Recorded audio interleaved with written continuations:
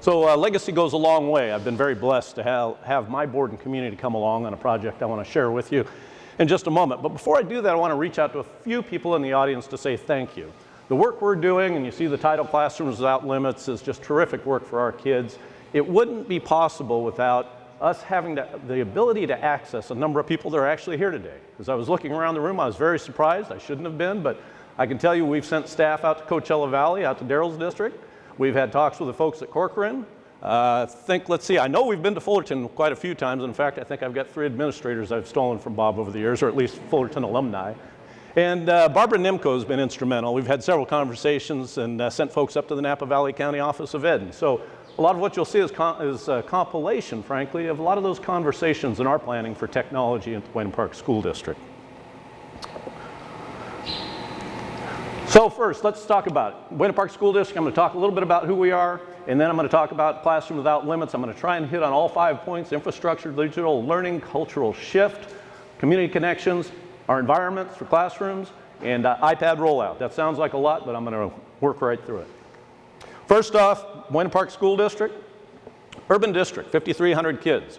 It's not the Orange County that maybe you see on television. We've got high student populations, 48% English language learners, 78% free and reduced lunch. Most people look at that and say, Orange County, really? We've got a lot of kids with barriers, a lot of kids with challenges, and we're excited to serve them. I'm fortunate to have 7 schools, 8 campuses, and as you'll see in this next set of slides, we're working to fully modernize and bring them into the 21st century. We serve pre-K through grade 8, and we're even trying to expand on those grade levels informally, and I'll talk about that in a minute. So we stepped back a while back, formed a team when our community started talking about technology, and we said, well, what do we really want to do? And so we got a group of stakeholders together, and we came up with a mission statement. Where do we want our kids to be? What do we want our educational system to look like? And that mission statement was to provide a limitless learning environment that engages and fuels the passion to learn, grow, and lead in a connected world. Now, this isn't the district's mission statement. This is what our stakeholders came together and said, what do you want to do with technology? And out of that came the title, Classroom Without Limits. What are we going to do? Well, as Bob had mentioned earlier, we were fortunate enough in June to pass a $70 million bond. And I'm going to show you a little bit of how we did that. It was by basically showing the community what technology can do for kids. And it was a visual demonstration. But first, we received money, we talked with the board, we talked to the community, and they said, Greg, go do it. And this is something that longevity you just can't buy. There's a trust in our community. I'm very fortunate and honored to have that. And so for $70 million, they said, go put technology in place. By the way, please fix up our facilities. And so the first thing we did is we invested in infrastructure. We are completely rewiring our district. They tell me about 750,000 feet of Cat6 cable through our schools, about 400 switches, routers, and servers, about 600 access points for wireless access, and who knows, God knows what else. But we are working on a number of things that are going into place, and frankly, we're flipping the switch as I'm standing here talking, school by school. So it's really an exciting time for us. But before, infrastructure is everything, because infrastructure really gets to success in the long term. Infrastructure is about broadband capacity. It's about speed. It's about sustainability. And so starting in infrastructure, right or wrong, was where we started because we wanted to go organic and build new, not just throw devices out to kids and not just talk about the applications that maybe our teachers are using, but actually build for the long run. And so before we did that, though, talking about infrastructure, we had to talk about teachers, and that's been commented on several times today. So 3 years ago, as we began our technology movement at Buena Park School District, we went to the University of Phoenix, which has got a local branch, if you will, in our community, and we said, let's do something for our teachers with you. And so we created a small course for teachers, which was really familiarity with tablet technology in the classroom. And we worked and we sent 4 cohorts of teachers, almost 100% of our staff went through that, and they got an iPad. And they brought those iPads back and they brought some very rudimentary skills, dropping the barriers that they thought maybe they had with technology and started to use them. We followed that up, working with Apple Professional Development to do very specific productivity kinds of tools and very specific applications in the classroom. We had probably 80% of our teachers go through summer academies this summer. I mean, it's a phenomenal number. And then we also have a thing that we did organically to create user groups called Tech Tuesday, where we bring our teachers in. It's fully voluntary, and they're coming in droves, and we're very proud of the work that they're doing. So how do we know that that's actually working? Well, we survey our staff every year. And this is some data. You probably can't read the fine print, but we track about 9 different attributes about the attitudes and technology of our staff. And if you look at the chart on the left, what you'll see is 91 and 92% of our staff feel very comfortable. That's junior high is in green, junior high, and elementary schools is in blue. So it's very even in the comfortability that our staff has. And of course, the chart shows we've still got some work to do in other areas. But more importantly, on the right is year over year. Green being last year, blue being this year. Teachers are seeing what we're doing, they're feeling a part of it. Now we've got very high levels, 90% and 85%. The district supports integration of new technologies in classroom activity, 85% versus 57% last year. The people are coming, and that, as we all know, is the most important part. I want to move on to partnerships, and this is a really big deal for us.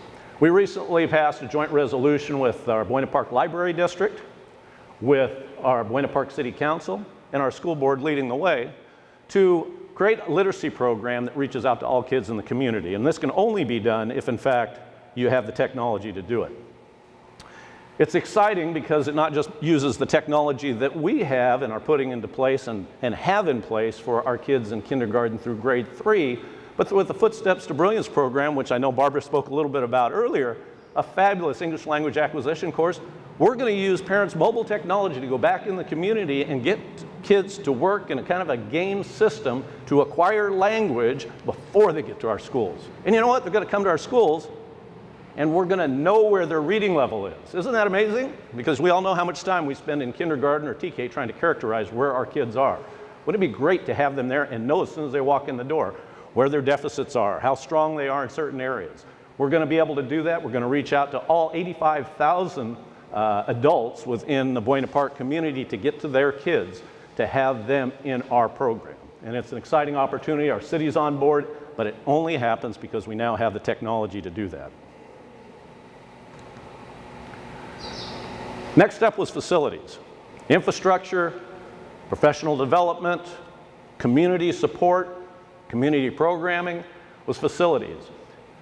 Back in a year ago, January, we talked with the board about we need to bring the people to technology. And they said, well, how do you do that? We said, well, let's build some classrooms. And so the board gave me authorization to build demonstration rooms for 21st century technology classrooms. And so I built 3. And interestingly enough, it was just as we were putting a bond measure on the ballot. So we built classrooms. We built them strategically at our schools, 7 schools, so there's 3 classrooms, and so there was 1 in every neighborhood essentially. In these classrooms, full interactive wall, audio in the ceiling, new flexible small group type and furniture, modern sleek look, centralized controls for the teachers to control 70-inch screen plus their interactive projector, no extension cords on the ground, sleek, great looking environment. I'm going to tell you, people walked out of that classroom, they said, Mr. Magnuson, how do we get this for our kids? We built them in 9 weeks. Today, we're modernizing 65 classrooms that, oh, by the way, are going to open next week that look like and act like those demonstration classrooms that have the network I just described for you integrated within. So very exciting. Step 5, how do we get our kids access all the time? We can get them access in the classroom. iPad rollout time. We have a good deal of iPads and tablets in our schools, but they've been piloted and they've been used by those teachers who are the early adopters, you know, those great teachers that are not afraid to do new and creative things. But through the work we've done in professional development to bring down the barriers over the last 2 years with our teachers are now ready to roll out iPads, not just for their own use, but for our students' use. So we have 1,750 iPads going out to grades 4 through 6 at the end of September and into January. We've been working with Apple Professional Development Services on the deployment. We have learned from, frankly, everybody that I mentioned earlier in the room, and we think we're really going to do wonderful things in putting these pieces of equipment into kids' hands. And we now have digital content. We're starting on our digital content to help that work. So it's an exciting time in Buena Park School District.